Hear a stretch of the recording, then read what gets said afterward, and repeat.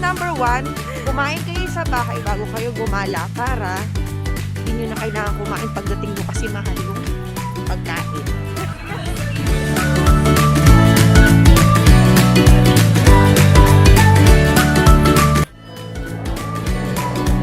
Thank you!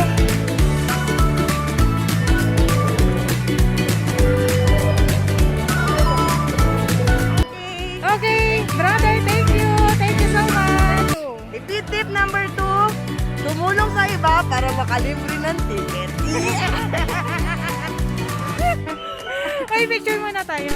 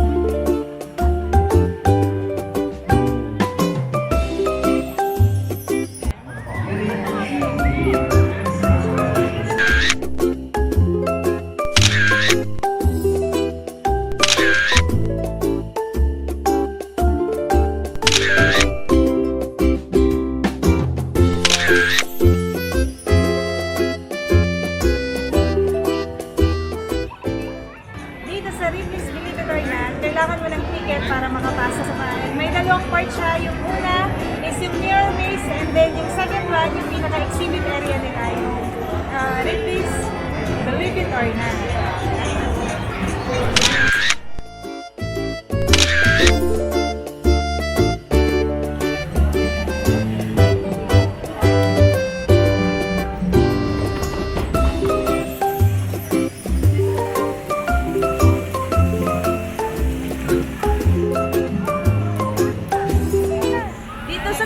Village, hindi kayo maboboring kasi may mga carnival rides.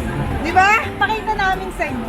Come! Dito, yun lang, kailangan natin mag-purchase ng card para makasakay tayo.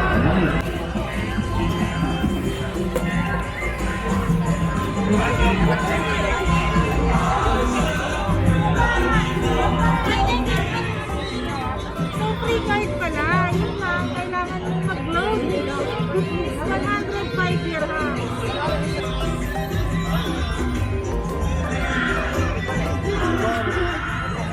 Wala pa nga.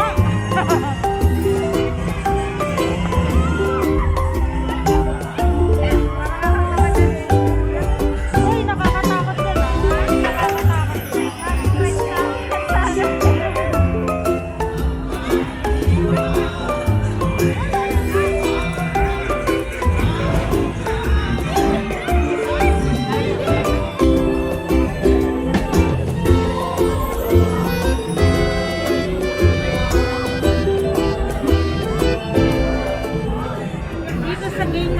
Siya lang premium, puro gadget.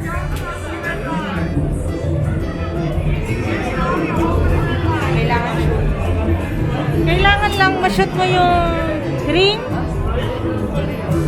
sa mga prices.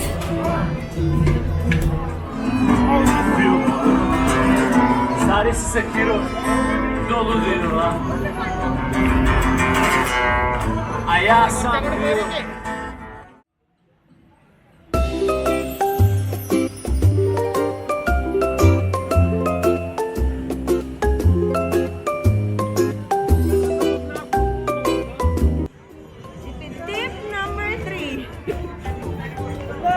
Magdala ng sasakyan para tipid sa pamasahe.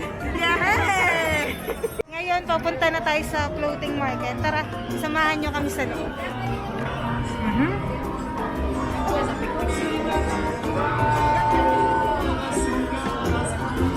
Ito binili ko before eh. Sarap din to. Yung rice nila. Tom Yum, 35. KK Bistro. Siya. Wala sila mango sticky rice. Ito po yung menu namin.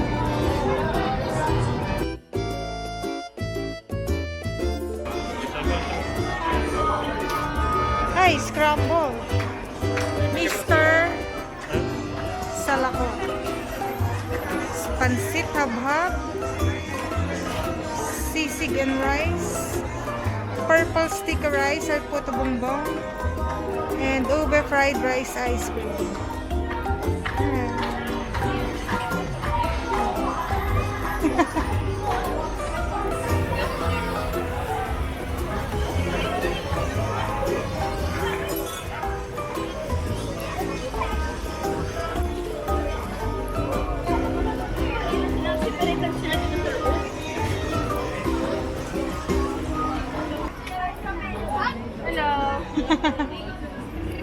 Ay! Ay, ang gaganda! Hi guys!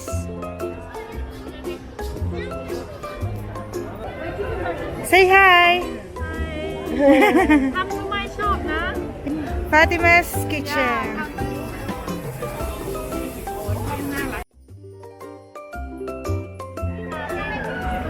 Now we're going to South Korea.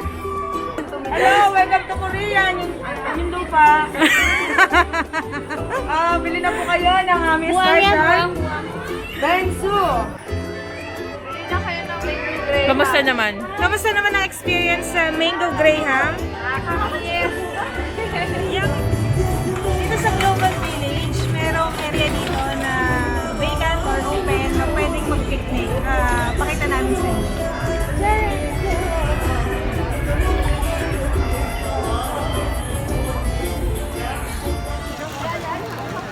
Punta tayo sa food corner ng Global Village. Yan. Let's see kung anong pwede nating bilhin. Pit tip, number 2, number 3. Number 4. Number 4, mag-set ng budget para sa pagkain. Hanggang doon lang yung dapat yung gastusin. Oo, at try natin kung may mabibili tayo ng around 10 dirhams 10 dirhams. challenge.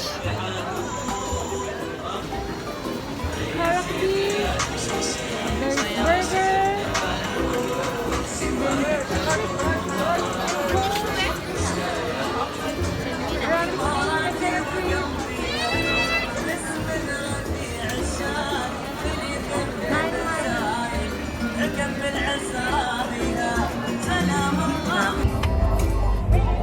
Ano yan, Nat? Is that chestnut?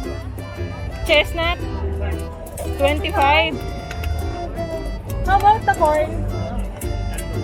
10 dirham.